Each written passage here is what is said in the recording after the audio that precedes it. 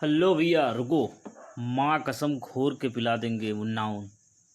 माँ कसम। तो देखिए ध्यान से, सबसे पहले नाउन जो पार्ट्स ऑफ स्पीच का एक हिस्सा है, ये 5 प्रकार का होता है नाउन। तो भैया देखो, अब आ जाते हैं अपने भाषा में। तो नाउन जो है उसे कहा जाता है संज्ञा, और इसका डिफिनीशन होता है, परिभाषा सुनो। कहो हाँ।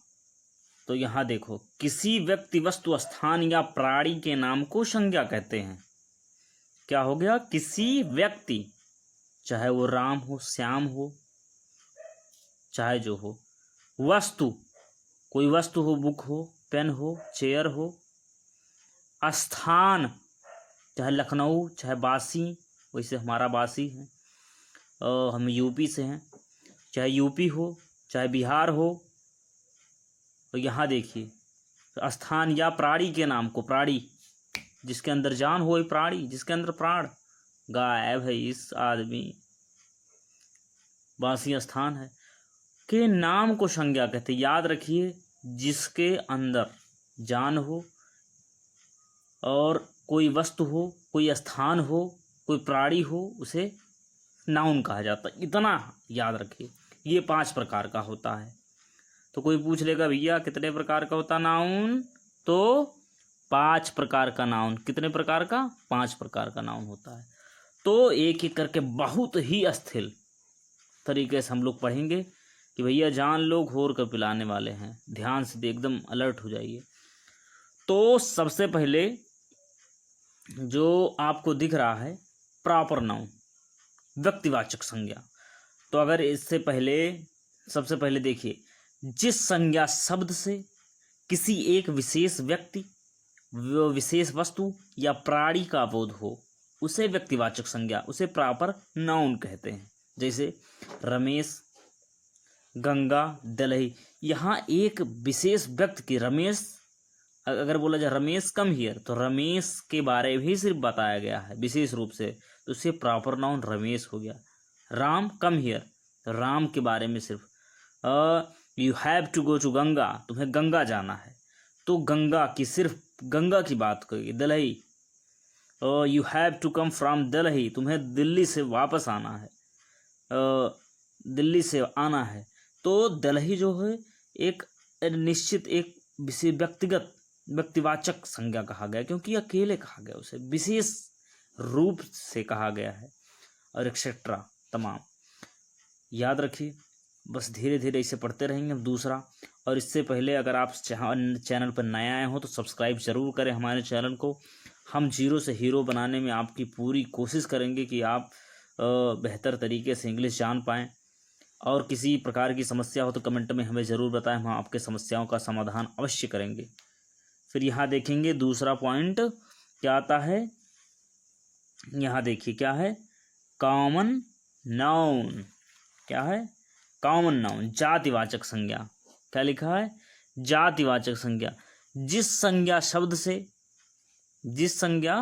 शब्द से एक ही तरह के पूरे जाति या उस तरह के प्रत्येक व्यक्ति का बोध हो, उसे जातिवाचक संज्ञा कहते हैं, उसे कॉमन नाउन। जैसे गर्ल, लड़की। अब कहा गया लड़की बहुत ही स्वभाव की शर्मीली होती हैं, तो लड़की माने यहाँ क्या कहा जाए, सारी लड़कियों की बात की जा रही है, तो गर्ल। और सिटी मीन्स शहर।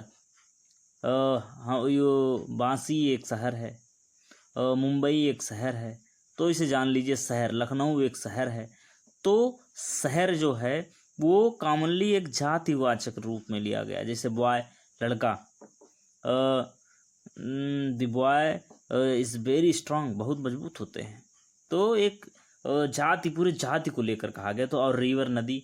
अब कौन सी नदी, कौन सा लड़का, कौन सा शहर, नहीं कुछ पता ना, तो जाति के बारे में बोल दिया गया। जैसे एनिमल, अब एनिमल पूरा जाति आ गया। फ्लावर का पूरा जाति आ गया।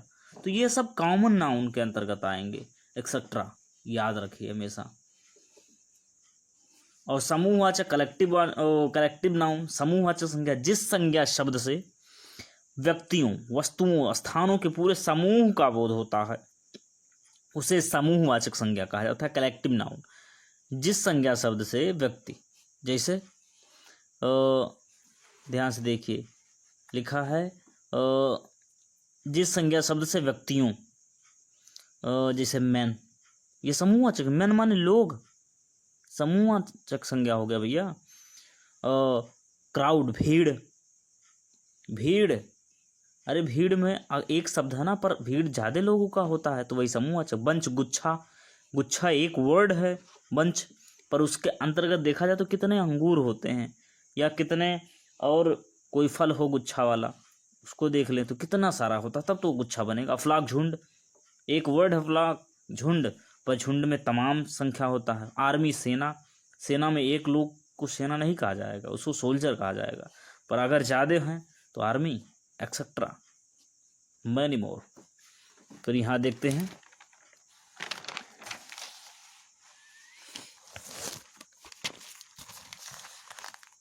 Material noun. क्या है? Material noun. लिखा है पदार्थवाचक संज्ञा, जिस संज्ञा शब्द से ऐसे पदार्थ का बोध होता है जो जमीन से खोद कर निकाले जाते हैं तो हो या जिनका रूप व आकार बदला जा सकता हो या जो तरल हो, उन्हें पदार्थवाचक संज्ञा कहा जाता है, उसे मटेरियल नाउन।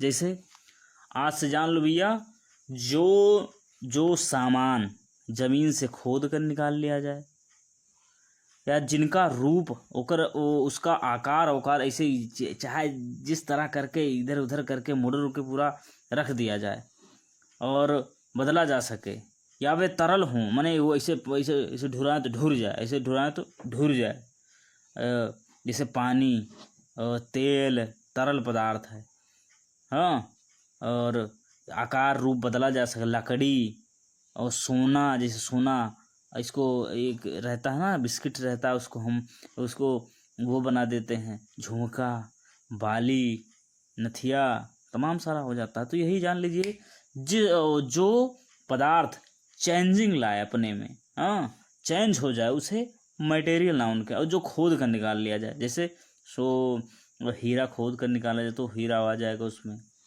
तांबा खोद कर निकाला जाता है तो तांबा भी आ सकता है, और लोहा भी खोद कर निकाला जाता है। देखिए यहाँ लिखा आयरन और गोल्ड, वुड, लकड़ी, मिल्क, दूध। अब कहे दूध खोद कर, नहीं, ये तरल है, आयरन, ETC एक्सेट्रा।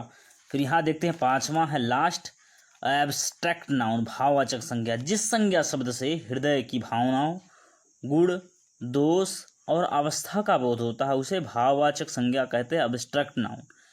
जैसे भैया सुनो, एब्स्ट्रैक्ट नाउन का कह रहा है कि जो क्रिया हमारे अंदर की भावनाओं के द्वारा व्यक्त होता हो, जैसे अंदर से जो भड़ास निकल जाए, जो क्रियाकलाप हो जाए, जैसे रोना, अरे हाय रे दादा, फिर पछताना, फिर वो उसके बाद खुश होना, हा हा हा मज़ा आ गया, फिर जान लीजिए बस वैसे भावनाओं का जो बोध होता हो, दिखता हो, ऑनेस्टी, हैप्पीनेस, काइंडनेस, सैडनेस, वही सब, हैप्पी खुश, सैडनेस दुखी, हैप्पीनेस प्रसन्नता एक्सेट्रा। तो भैया जान लीजिए, अगर आप और कोई कुछ चाहते हैं कमेंट में ज़रूर बताएं। अगर वीडियो पसंद, आपको भरसक प्रयास करूंगा कि आप धीरे धीरे समझ जाएं, और कोई भी समस्या हो तो कमेंट के माध्यम से हमें ज़रूर बताएं, हम आपके समस्याओं को दूर करने का भरसक ही प्रयास करेंगे 100% गारंटी के साथ। और अगर आप चैनल पर नया हो तो सब्सक्राइब करके बेल आइकन दबाना ना भूलें, इससे आने वाले वीडियो का नोटिफिकेशन आपको फ्रंट पेज पे ऊपर से मिलता रहेगा। तो हम आशा करते हैं आप लोगों को पसंद आया होगा। जय हिंद, जय भारत, वंदे मातरम। Thanks for watching my video.